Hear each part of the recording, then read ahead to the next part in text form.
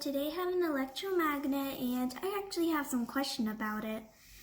I wondered for a while now, what if can insulated wire work better or naked wire? So naked wire is just copper and then an insulated wire is the wire with the covering.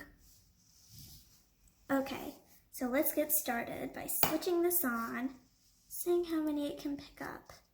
Okay, that can pick up like 5. All right, now let's switch that off. Should get off.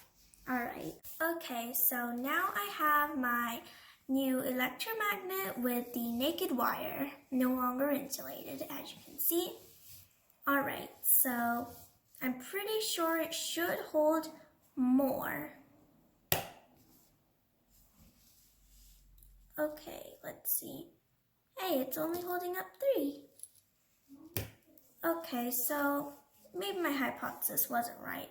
So I guess it wasn't right, but based on this experiment, I guess I can just quickly conclude that with the insulated wire, it was able to pick up 5, which meant it could pick up more nails than it could with the copper naked wire because it only picked up 3 nails.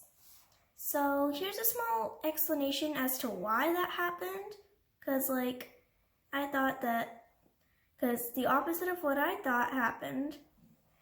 Bye!